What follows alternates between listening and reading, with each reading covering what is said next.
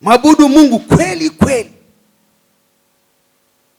Ukisoma kitabu cha Yohana mlango wa 4 mstari wa 22 hadi wa 24, namba huu sasa tusome. Na nataka nianzie hapo. Yohana sura ya 4 mstari wa 24.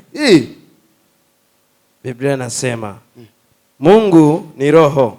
Mungu ni roho. Nao wamwabuduo yeye imewapasa kumwabudu katika roho na kweli. Imewapasa kumwabudu katika roho na kweli. 25. Yule mwanamke akamwambia, najua ya kuwa yuaja Masihi. Mimi najua Masihi anakuja, aitwaye Kristo.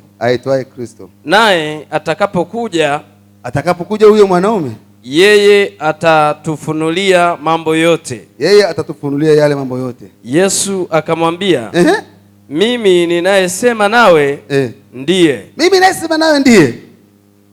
Mara hiyo wakaja wanafunzi wake, wakastaajabu, kwa sababu alikuwa akisema na mwanamke. Amesema na mwanamke. Lakini hakuna aliyesema, unatafuta nini? Au mbona unasema naye? Basi yule mwanamke akauacha mtungi wake, akaenda zake mjini, akawaambia watu, njooni, mtazame mtu aliyeniambia mambo yote niliyoyatenda. Je, haimkini huyu kuwa ndiye Kristo? Rafiki, ni matamu haya, hizi namba tu yatoshe. Ni matamu kweli. Nataka nifike. Bwana asifiwe sana. Nakushukuru sana kwa kuwa mwalimu, kwa kuwa unanisaidia sana kwenye maandiko. Ndugu zangu, niwaambie tujifunze kidogo hapa. Yesu anaongea na wanafunzi wake na yule mwanamke samani. Anamwambia, ninyi mnaabudu msichokijua, lakini sisi tunaabudu tukijuacho. Hapo tunaona tofauti ya mtu mwenye ibada na mtu anayebangaiza.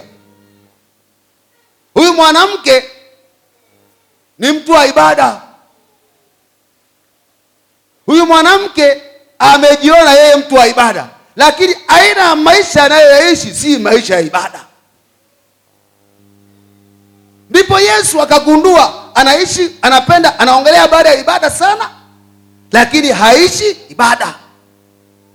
Akamwambia hivi, ninyi mnaabudu msichokijua. Maana yule mwanamke aliongelea habari ya kuabudu milimani, anaongelea habari ya kisima cha nani, cha Yakobo. Kumbe hii ndio ibada yake bwana. Anasema baba zetu waliabudu kule wapi? Mlimani. Yesu akagundua huyu mama anaabudu milima. Mungu wao ni Mungu wa ahadi, ni Mungu wa kipindi kile, na wamemchukua kama mlima. Akamwambia, je, hamjui mnachokiabudu?